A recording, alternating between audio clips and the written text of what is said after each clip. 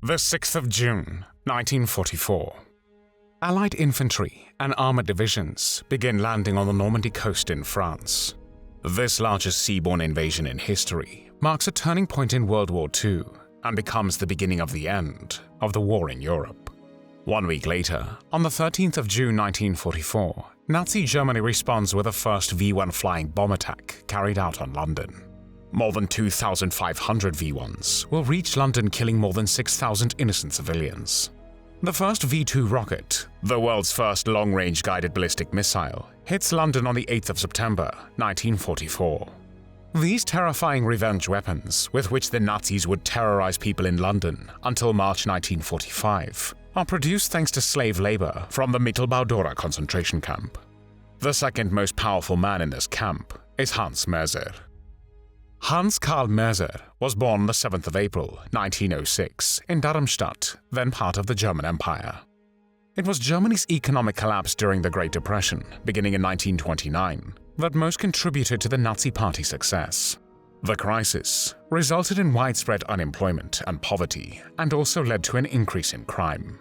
The resulting anger and fear left the Germans vulnerable to arguments from both the extreme right and left.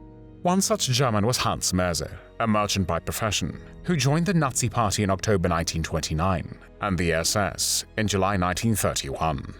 Adolf Hitler and his Nazi Party came into power in Germany in January 1933. Nazi propaganda became inescapable in Germany. Joseph Goebbels, head of the new propaganda ministry, created a cult of personality that glorified Hitler as Germany's infallible savior.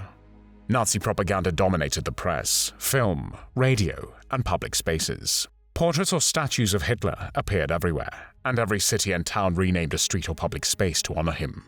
In public, ordinary Germans were expected to praise Hitler and give the so-called German greeting, Heil Hitler. Propaganda permeated school curricula as well, and children learned odes praising Hitler's leadership in public schools. In the years between 1933 and 1939, the Nazi regime had brought radical and daunting social, economic, and communal change to the German Jewish community. 6 years of Nazi-sponsored legislation had marginalized and disenfranchised Germany's Jewish citizenry and had expelled Jews from their professions and from commercial life. Following the Kristallnacht pogrom, which was a series of coordinated violent riots against the Jews throughout Nazi Germany and recently incorporated territories, which occurred on the 9th and 10th of November 1938, thousands of Jews remained interned in concentration camps, and by early 1939, only about 16% of the Jewish breadwinners had steady employment of any kind. While in January 1933, some 522,000 Jews by religious definition lived in Germany, approximately 304,000 of them emigrated during the first 6 years of the Nazi dictatorship. The Second World War began on the 1st of September 1939 when Germany invaded Poland. In July 1940, Möser joined the staff at the newly opened Hinzert concentration camp, located in southwestern Germany. The camp's location was strategically chosen due to its proximity to the French border, allowing for easy transfer of prisoners from occupied territories. Hinzert initially housed political opponents of the Nazi regime, including communists, socialists, trade unionists, and other individuals deemed threats to Nazi ideology. However, as the war progressed, the camp's function expanded to include prisoners of war, resistance fighters, and individuals persecuted for their religious beliefs or ethnicity. Prisoners in Hinzert were subjected to harsh conditions, forced labor, physical abuse, and medical experiments. Many prisoners died as a result of mistreatment, malnutrition, and disease. Executions, including mass shootings, also took place at Hinzert. In addition to its role as a concentration camp, Hinzert also served as a training center or a school of violence for the SS. SS officers received instruction in torture techniques, interrogation methods, and other brutal practices that they would later implement in other camps and during wartime operations. At Hinzert, Möser was trained how to mistreat the prisoners and how to get the maximum amount of work out of them whilst they were still alive. In May 1943, he was posted to Auschwitz III, also known as Monowitz or Monowitz-Buna, which was a subcamp, and from November 1943, a concentration camp to which all the industrial subcamps in the Auschwitz complex were subordinated. The toughest work for prisoners was for those employed in the transfer of construction materials, earthworks, transport of narrow-gauge railway wagons filled with earth, and the laying of power cables. The commandos, whose working conditions were less exhausting, were for those prisoners who worked as carpenters, roofers, painters, and electricians. As a result of hard labor, insufficient food, and in the winter because of insufficient clothing and the poor state of their shoes, the strength of Monowitz prisoners dropped rapidly and they fell ill. The weak and sick were sent to the camp hospital, where every 2 to 3 weeks the camp doctor carried out selections, and those in the worst physical condition were sent to Auschwitz-Birkenau, where most underwent reselection and ended up in gas chambers. The basic sentences for various offenses recorded by the SS were from 4 to 10 nights in a standing cell, in which one could not lie down but only stand, penal labor for 10 consecutive Sundays, or exercises, and flogging with sticks.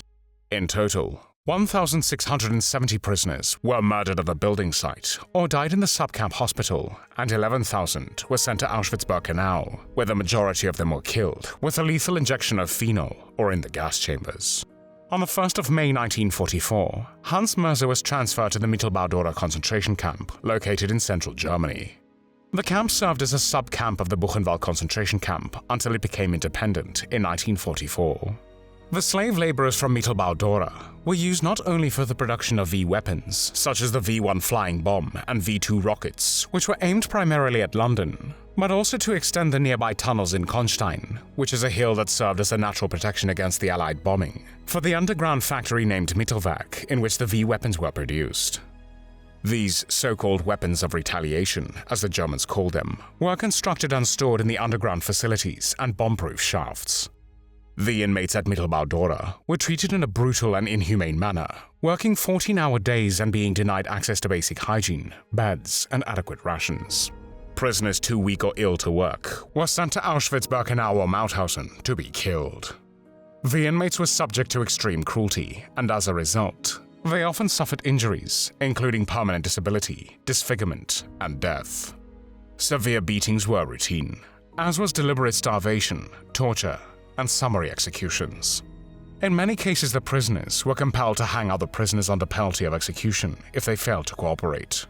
The death toll at Mittelbau-Dora was high, with estimates suggesting that around 20,000 prisoners died as a result of the camp's conditions, including malnutrition, exhaustion, and disease. After the transfer from Auschwitz to Mittelbau-Dora Central Camp, Möser served as Deputy Protective Custody Camp Leader, and in July he was promoted to the First Protective Custody Camp Leader. In this role, Möser's responsibilities were sanitation and discipline, and his only superior was the camp commander, Otto Fürchner. Möser was a sadist who enjoyed making the prisoners suffer. When it seemed to him that the inmates were not working hard enough, he ordered either 25 lashes or imprisonment for them. Frequently, prisoners were brought to his office for interrogation. Screams of the victims were heard coming out of his office, where they were being beaten, while a group of other inmates awaited their turn to enter his office. He was primarily responsible for the prisoners receiving a starvation diet of 800 calories daily, instead of the authorized 2,000 calories. Often, inmate food was stolen by the SS personnel, and when Möser was requested to stop this practice, he replied that they received too much to eat. On one occasion, Möser got drunk with an SS sergeant and saw several inmates standing near the kitchen door. He shot 5 or 6 times at this group, killing 2 of them. Hans Möser also participated in hangings, and as a reward used to receive hanging bonuses, which consisted of 1/3 of a liter of schnapps, 250 grams of special sausage, and 1 package of cigarettes. If the prisoners who were to be executed refused to step up to the gallows, Möser would shoot them. On numerous occasions, out of pleasure, he would fire several shots at the prisoners who had been hanged after they had been taken down from the gallows. During executions by hanging, he often cut the ropes of the prisoners while they were still alive. He enjoyed prolonging their suffering and desperation, and would then shoot them dead without any remorse.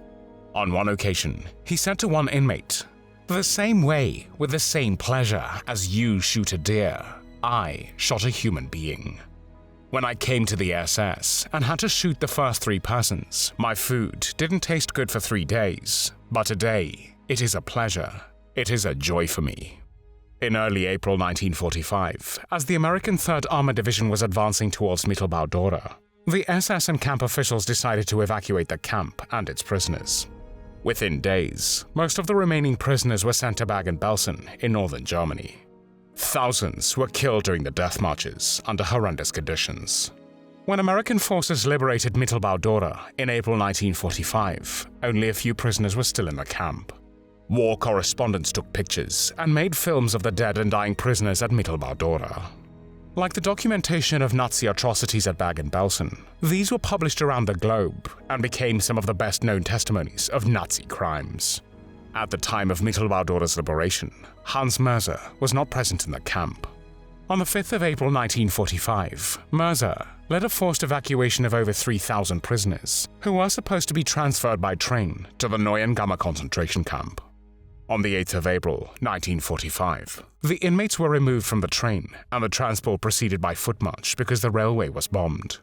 The foot march soon changed into a death march as thousands of prisoners were forced to march long distances with minimal food, water and shelter. They were subjected to violence and brutality from the SS guards, and those who could not keep up or fell behind were often shot or left to die. On the 13th of April 1945, the prisoners were forced to march towards the town of Gardelegen, located in northeastern Germany, where a large barn and several nearby buildings were prepared as a makeshift prison. However, as the prisoners arrived, they were locked inside the barn, which was then doused with gasoline and set on fire. 1,016 inmates were burned alive, suffocated, or shot by the SS as they tried in desperation to escape by digging under the barn's walls. When on the following day, the US Army entered Gardelegen, they were horrified. Dead bodies were everywhere, while the barn was still smoldering.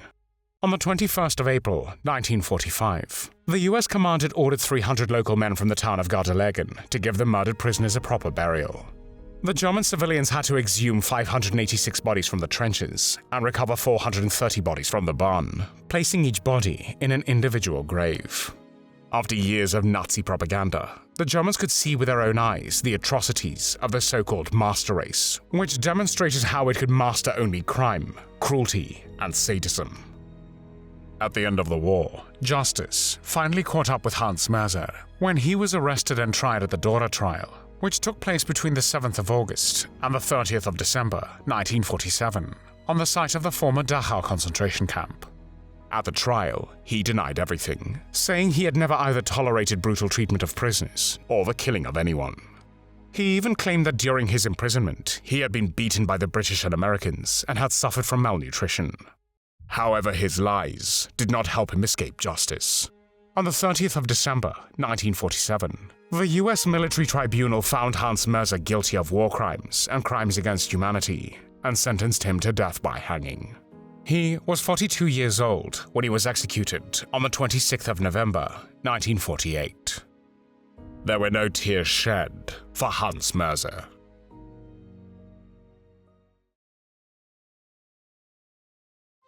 Thanks for watching the World History Channel. Be sure to like and subscribe, and click the bell notification icon so you don't miss our next episodes. We thank you, and we'll see you next time on the channel.